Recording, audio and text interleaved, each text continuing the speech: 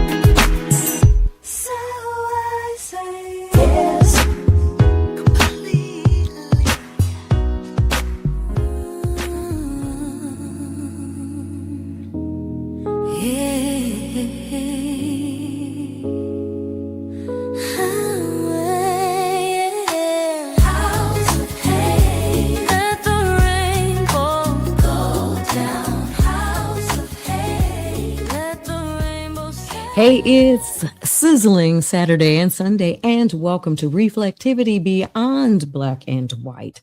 I'm your host, Gina A. Towns, and today we've got a very special show. We've got a lot going on in the world. It's been a long week, but we're going to take some time to reset today. I want to introduce to you a dear friend, actually, and somebody that many of you who are listening may know in the Los Angeles area.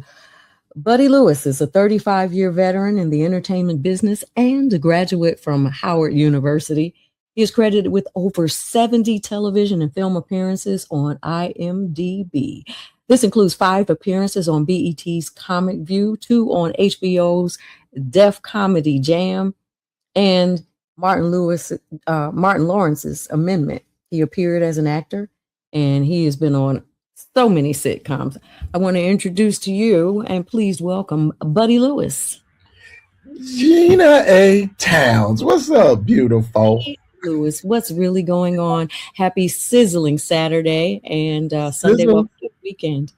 Yeah, it's sizzling out here in LA. It's hot. Is it really? Well, I'm so glad. You know, I could not wait to talk to you because I wanted to see what was really going on. I know, we have so many issues that have been plaguing the Los Angeles area and around the country. We keep LA in our prayers, just like we do New York. We've got the situation in Altadena, the fires that occurred, and we talk a lot about that here at KBLA and wanting to get justice. So I think that is really the word of the day, of our generation in some ways. So tell me, buddy, what's going on?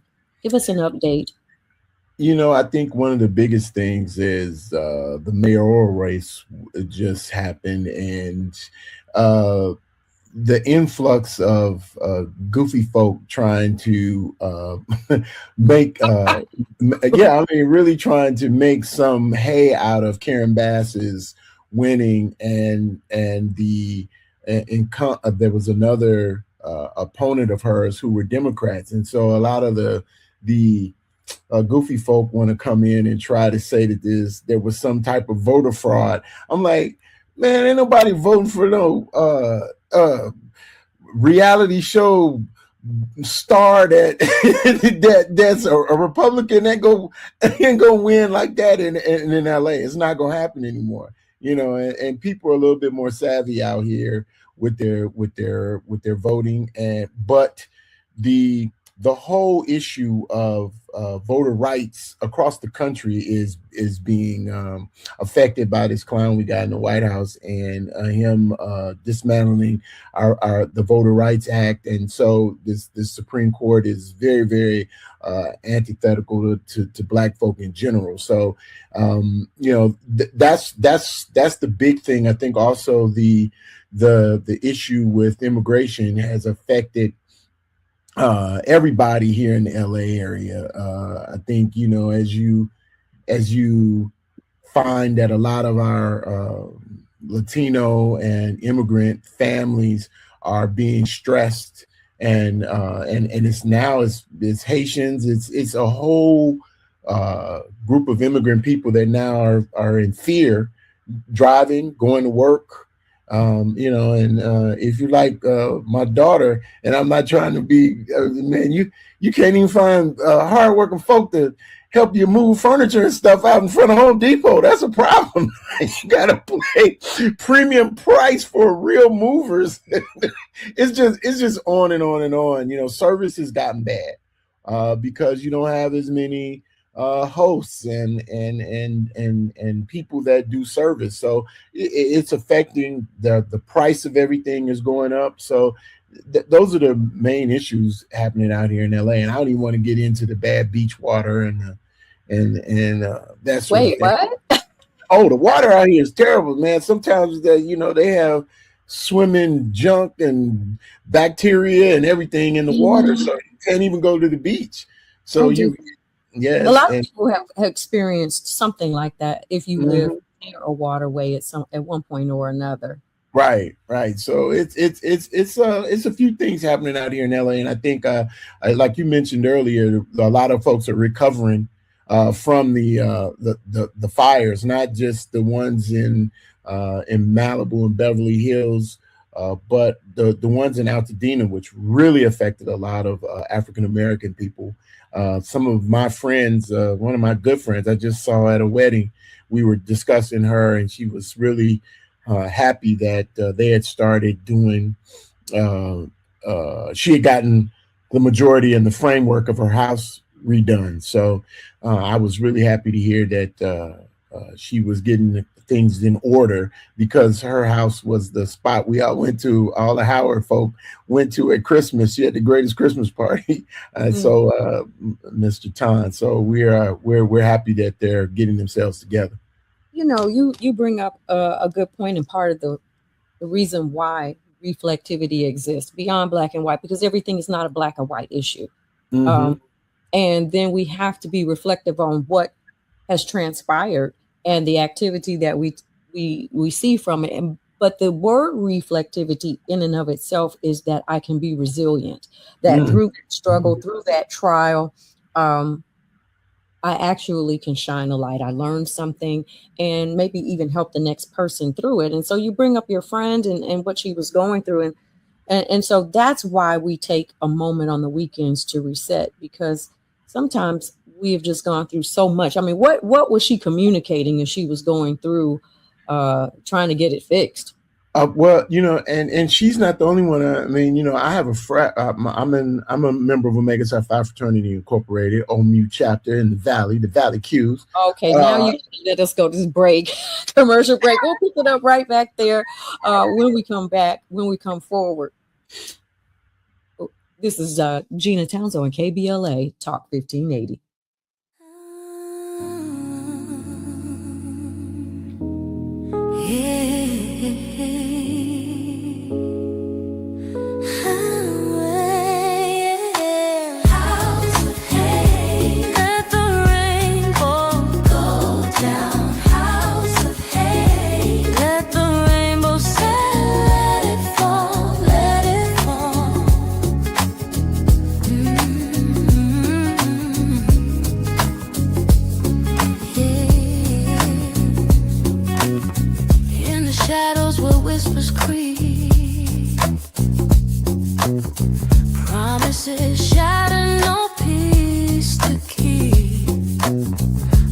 Echo through the empty halls. Silent cries from the past, each one calls through the storm.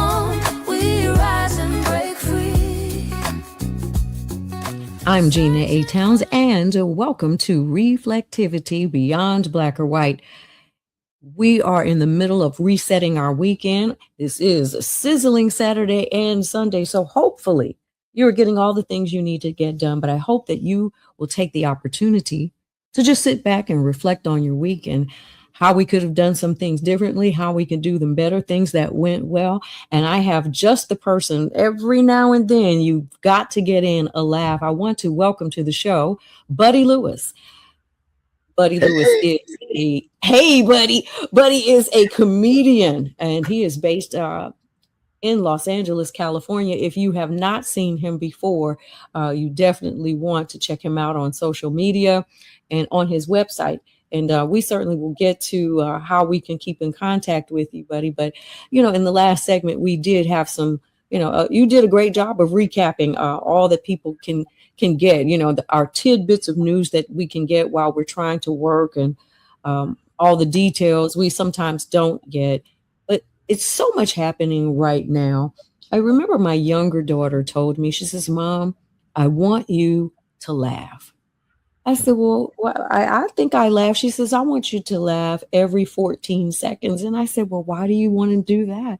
She says, she says, "I want you to laugh every hour, because laughing every hour can add 14 seconds to your life. And if you accumulate that over a period of time, you'll live a long time." And so, when we think about laughter and we think about what it is to be comedic, I mean, there's serious comedy and satire in the midst of the things that are going on. But then there's something to be said for just having a good laugh. But I mean, what is there to really laugh about right now? Well, there's your 14 seconds. Hey man, if you can make it through this mess that's going on in this country right now, you gotta laugh, man. That's the only way to really, really reset your mind. I think sometimes is I need to laugh. I laugh about everything. I laugh about stuff that's probably not probably not funny, because I don't know if you remember. When my sister passed away, me and my sister were in the front row.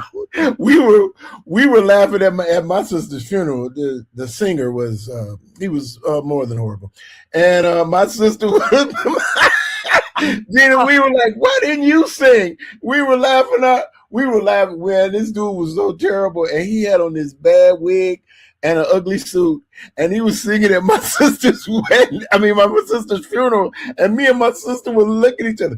Cookie she's ready to get up out of that coffin and tell us you to shut up. Now, I'm the kind of person that I think that's my life. I've been silly. I've been silly since we were kids, and so.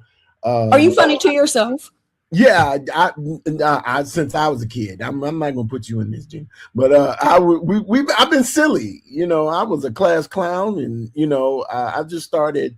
As a matter of fact, just got back from my reunion at Westside High School, all class reunion, and I performed there. And you just got to find a way to laugh at some of this stuff. You got to find. Did people think you were funny?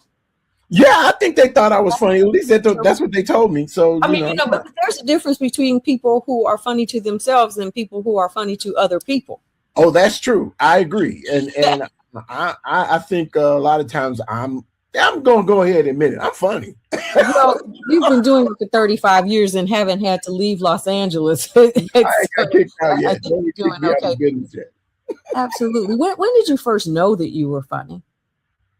Oh man, that is a great question. I knew I was. I as I look back at it, I was kind of one of those precocious kids that kind of ran his mouth. And when I was little, I was, and I would sometimes speak truth to power.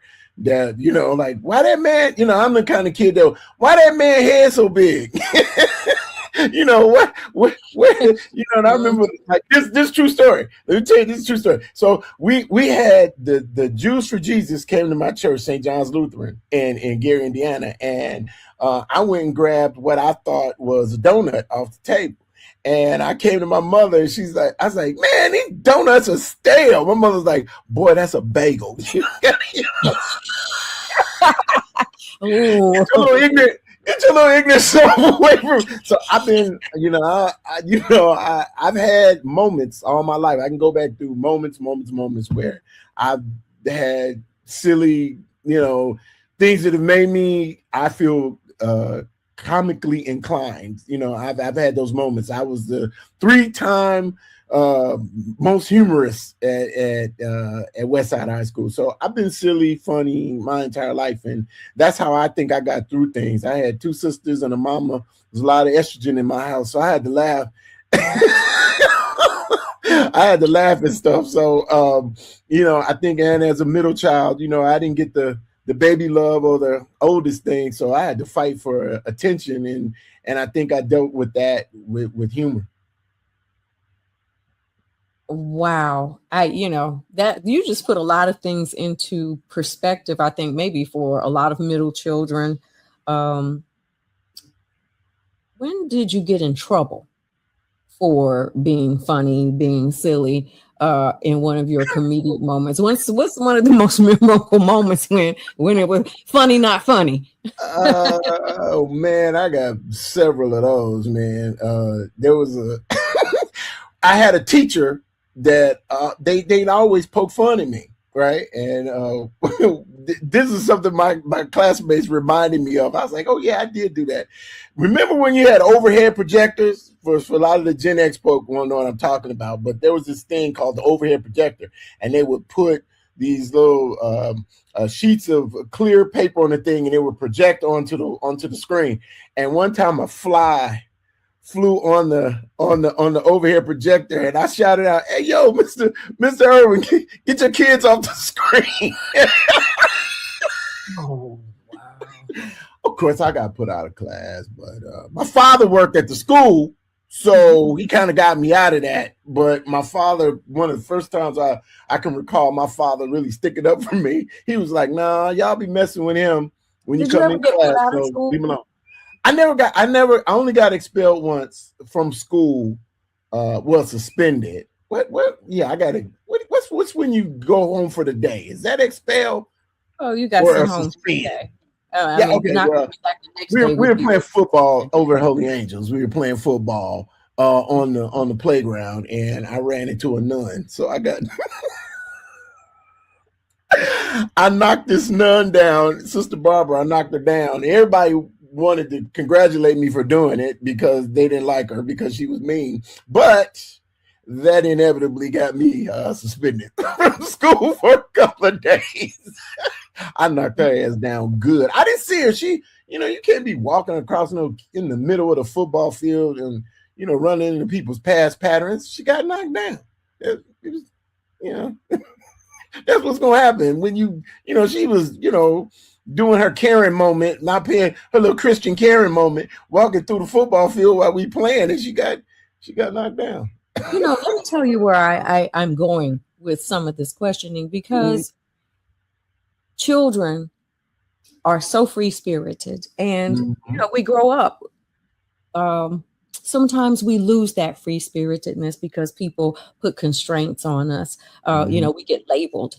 What's your thought about all the labels that go on, and what's your best advice for people to shed labels while at the same time trying to continue to grow and become? I think there's a fine line between allowing freedom and then being unconcerned about letting a child just run wild.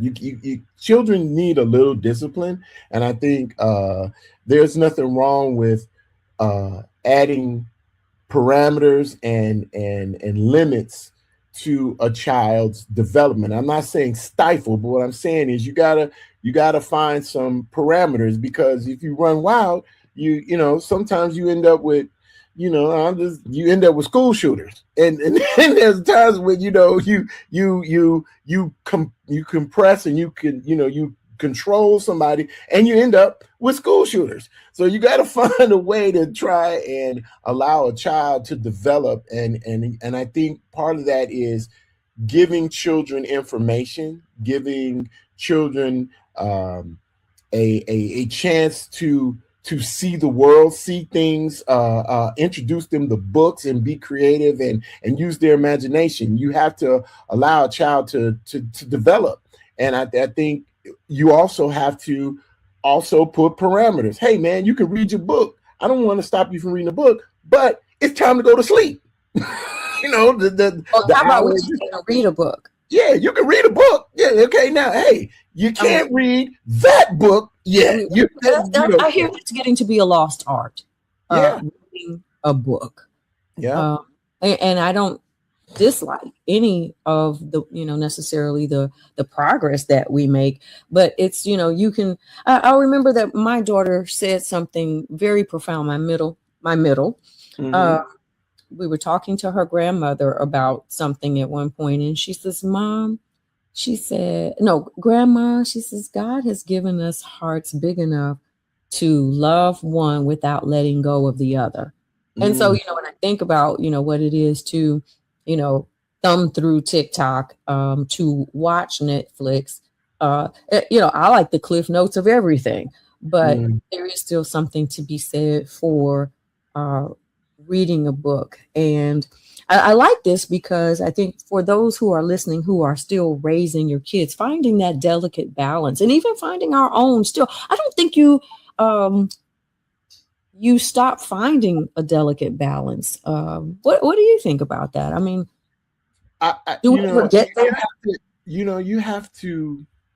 you just can't run wild and free and say and do everything without some. You got to have a filter sometimes. There has to be even as a comic, people go, well, you're free to say everything. No, I know there are parameters and their limits, and you have to be able to find that within yourself. Hey man, how far am I going to go? What am I going to say? What am I going to believe? What am I going to research and find out the information for? So I think we do have to keep a watchful, mindful eye on our own parameters and our own limits. We got to do that. But I try to be as forthright as I can with tempering. You just can't talk crazy to the police. I hear you. You slick. I'm gonna say what I have to say, but I'm gonna slide in this little joke. Yeah, I'm gonna use my. I'm gonna try to ease this in here without it. It's like I tell people all the time. People say there is nothing positive that comes after this phrase.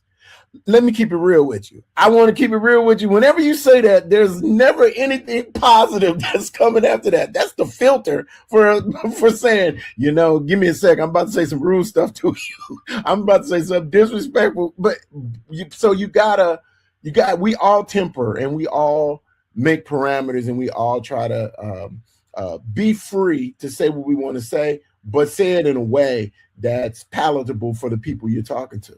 Absolutely. I as I was raising, kids, I said, it's not necessarily what you say. You can say and express yourself. Most things you can express yourself. And if you're not sure, you probably do need to ask an adult or, somebody a little further along the way, what do you think about this? But for the most part, you can ask questions. It is how you ask it, how you say it. I think that's, a great lesson to take along in life, period. But there does come a point, I think, for, older people when that barometer, I don't know if the mercury in it just stops working or if there is no gas left in that tank. But when we come forward, I do have a couple of more questions along this line. I thank you for this conversation, and I think it's helpful for us as we consider how we're going to approach what we went through last week and these couple of little days that we have here to wrap it all up and move into another week. I'll be right back after this commercial break. It's Reflectivity Beyond Black and White. It's not always the way that we think it should be.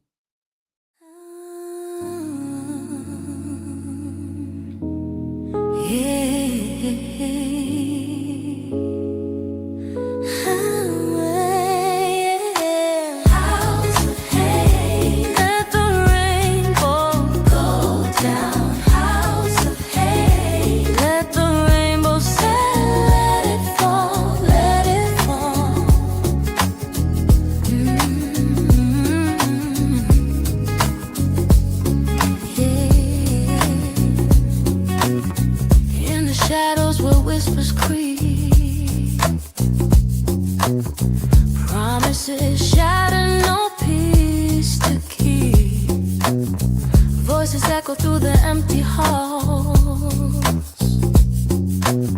Silent cries from the past. Each one calls. Through the storm, we rise and break free. Welcome forward to Sizzling Saturday and Sunday. This is Reflectivity Beyond Black and White, and I am your host, Gina A. Towns. Welcome to the weekend, and I hope that you are having a great one. Our host, our guest right now is Buddy Lewis, stationed in Los Angeles, been in comedy for 35 years. Welcome forward to the show, Buddy. Here, how you doing, Gina? You know, you have the smoothest voice. Your voice is like Godiva chocolate, girl. Because people from Gary sometimes when they get Irish, they start talking like this. It's the smoke and the. Everybody talking like Fred Williamson the Hammer. Yeah, everybody sounds like Fred the Hammer. Yeah. Hey, young buck, you need to get yourself the. Janet Jackson has one of the sweetest voices ever. So, yeah, I'm glad to be here. Thanks for having me, Buddy. So before we went to our break, we were just talking about comedy and knowing the limits of comedy. What is your take on what I will call the government restraint on nighttime comedy? That is a interesting thing because there are a lot of comics that have interesting takes on government. They have and on politics, on current events. That comics all have their own take, and that is what people come to see comics to hear their perspective and on something particular. I think it's shameful that people are becoming so thin-skinned that they can't take jokes. They think everything is offensive to somebody, and at the crux of comedy, sometimes you're poking fun at what you see, you're poking fun at what you heard, you're poking fun at what you think is that situation. That is what comedy is. I think one of the most recent issues was the roast Kevin Hart had on Netflix, and I think it was not necessarily as much as the attention was about the material or the joke. It was also the response to it. I think I feel this way, and I felt this way too, is that, the joke was offensive, and you can say, hey man, I found it offensive, blah, blah, blah. I think you can say that without retribution and feel like, hey man, I can tell you how I felt about a particular issue. I can say, hey man, I found it offensive, and but they're entitled to say what they want to say. And I wish it hadn't been done. That is the way I think it should have been approached. I I am against censorship of comics. I, as a comic myself, I don't feel like it's proper to censor people's takes on the government, the politics, the whatever. You should be able to be free to say it, but know that there are consequences. If you're gonna take that route and take that turn, know that there are consequences, because there are things and communities, there are subjects, there are people that I, as an African American comic, there's some things I'm not going to joke about that. I'm not going there. And you got to decide if that's going to be your lane, and how you're going to deal with the fallout and the consequences that come from you saying, I'm free to say what I want to say. Okay, go ahead. Deal with the consequences. You bring up, that is a very powerful point that you're bringing up, because I think people do feel some kind of way, about the censorship. And at the same time, there is something to be said that once you put yourself on a public stage, and you start, I'll use the word, tinkering around in people's lives, that you open yourself to a particular satiric comedy. And it's generally critical sometimes. But I do think that people, enjoy it. You do this label thing. I want to go back to that. I don't want to leave that just yet, because that's how we separate ourselves. One person has a particular label. They label the other people in a particular label. And then if you're a comic, the comedy that you're listening to, your comedian fits into your label, and is speaking to the other label, in a particular way. Everybody's all upset. And I think that's what we've gotten to. And so there is also something to be said about what we talked about in the last segment, for saying things. You can say almost anything, how you say it. I think comedians have that gift to be able to say those things, and then allowing people to have some freedom. I think that, the what I've been reflecting on a little bit is that the White House press dinner, when President Obama was president, and Donald Trump, who was not president at the time, was sitting in the audience, and really took some offense to the comedian who was at that dinner. And if I can remember correctly, even President Obama, who is funny sometimes. Yeah, Barack Obama's got great timing. He's a politician with the ease of being able to deliver comedic and have comedic timing. And I will say, I saw George W. do that a couple of times. So just, so that we're all fair here, equal opportunity for comedy, and getting your 14 seconds in so that you live longer. The whole idea of censorship, particularly in our country, it's really just boils down to, if you don't like it, you can get up and leave. You can turn the channel. That's what freedom really is. Buddy, what freedoms do you see that, in addition to what we're talking about? You have grown up in a time frame and in a period where you've been free to be you. What is the most significant threat that you see facing Black people? Let's start with that. Facing Black people, and then I want you to tell me what you see as the most significant threat against Americans.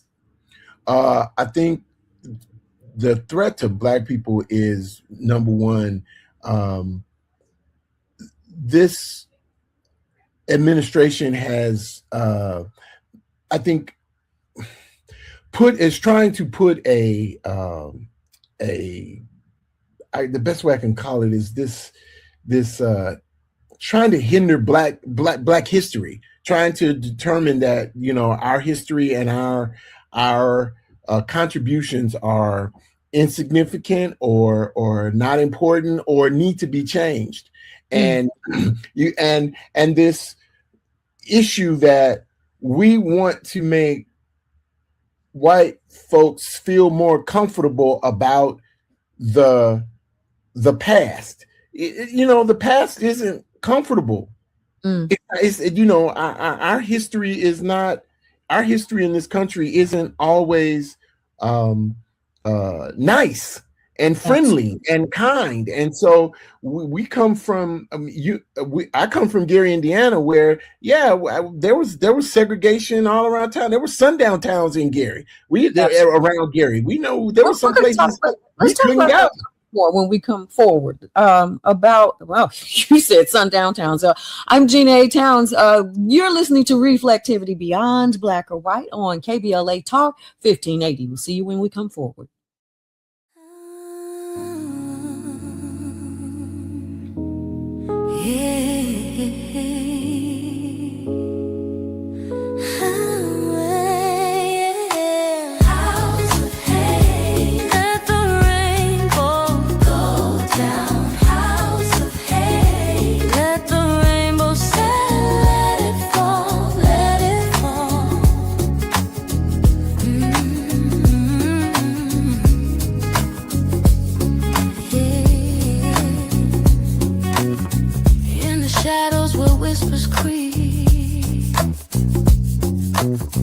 Promises shattered, no peace to keep. Voices echo through the empty halls. Silent cries from the past, each one calls. Through the storm, we rise and break free. Searching for light in the scars we see. With every heartbeat, we reclaim our faith. And welcome forward to Reflectivity Beyond Black and White. It is Sizzling Saturday and Sunday. I'm your host, Gina A. Towns. And today we have Buddy Lewis. He is a local, national, international comedian, and it has been all over the world. Welcome forward to the show, Buddy. Thank you. Glad to be here. I gotta tell people you're based in LA, though. The city of angels, Hollywood, and fancy cars. Yeah, there you go. For sure. For sure. That's it. Yeah, before we went to this break, we're in our last segment. I really do want to get to the issue of what you were talking about and the significant threat that is upon us as a nation because we are divided. Hence the title of the show, Reflectivity Beyond Black and White. It's not just issues that are black and white and we settle them somewhere in the middle. We try to negotiate. It is also that the country has become very divided once again, black and white. And then you throw in red, yellow, and brown. Tell me a little bit more. Keep talking about that. As I was saying, you asked me what are the issues facing or I find most pressing with the Black community. And I think one of the things is cognitive dissonance and delusion is a problem with when it comes to not just Black people, it's the people, the white folk that in this country are deluded and they have this cognitive dissonance about Black history, Black people, Black things, and so a lot of times things come down to, I laugh because we, a lot of folks always ask in school, why is everything about race? Well, because it kind of is. Everything boils down to three things, man, in this country is race, money, and sex. Those are the three things that can ruin and are at the base of every issue.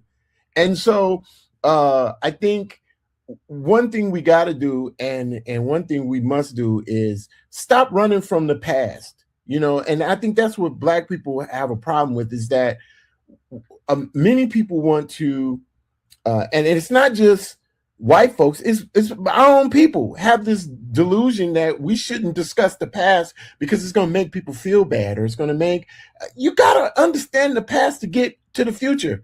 And if you don't even agree, if we can't even agree that certain things happen, or certain things are true, or certain things are were done, then you're living in a deluded situation where you believe that I don't believe any of that stuff. And so you can't, so that means you can't have empathy. You can't have a sympathy for something you don't even believe is true. And I think so moving forward, I think we have to find a way where we can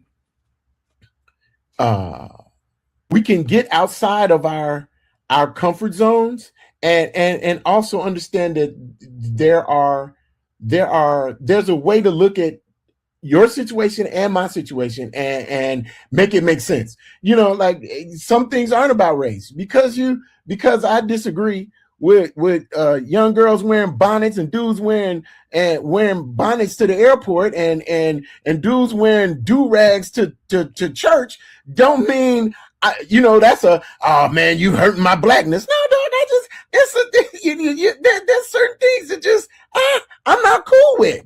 Yeah, so, a whole nother show for me. Yeah, I can spend some time for that.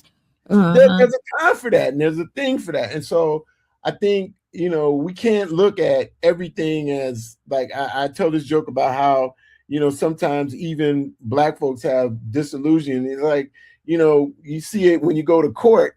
You had these Black moms telling my baby ain't never did nothing. He never did racist the way the police. No, your baby is called trigger finger. Everybody knows your baby is ruthless. Don't be talking about this a Black thing. That's not a Black thing. That's your ignorant ass son. Don't be coming in with that mess. So I think we all got to find a way to. I think we all got to find a way to get past the foolishness and deal with the real.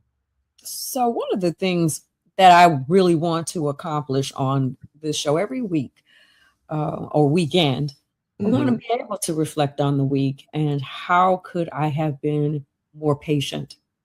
How could I have been more kind? When did I lose my temper? When was I not a good example? When did I not express myself as best that I could? Just really taking stock. Buddy, for you, what is your recommendation about how we can begin to, one, heal some of the things that you're talking about, and helping each one of us to recognize that it starts with me. I have to go ahead and call Michael Jackson on out man in the mirror. If we can be reflective, looking in that mirror and starting with ourselves, what is the best way? What tool do you use? What map do you use? What directional system do you use? Is it a relationship? Is it your friends? Is it, reflecting on how you've been raised? Is it the Bible? Is it the Quran? I mean, like, what do you do? What is your go-to and something that we can help our listening audience to be reflective, get beyond black and white, and make it a sizzling Saturday and Sunday each week? For me, I actually have the stage to air out my I have the comedic stage to go on and air my grievance and my anxieties and talk about it and try to bring it and make it comedic. That's the thing for me. I think every now and then I will take a drive down to the beach. I think sometimes you need to, and I also play golf. So I'm outside, and I find that being outside, being connected to the land, the sea, the trees and the grass, being connected to that sometimes and getting in there helps me kind of figure things out, and it takes me out of the rat race. So I think if it's not a beach and listening to the waves, I think it's it's go somewhere quiet and get in your thoughts, get that energy off of you. Cause there's a lot of anxiety. There's a lot of tension, and sometimes you just need to disconnect from looking at the social media and the news and man, go listen to some soft music. I've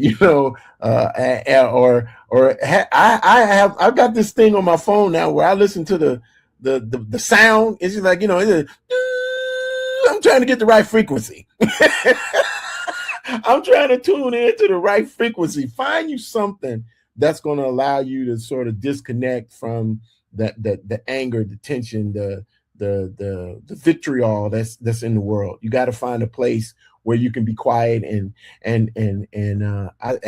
do this. You got to hear God. You got to hear him and it's that inner voice that just says, "Hey man, chill. It's going to be all right. And you can make it through this."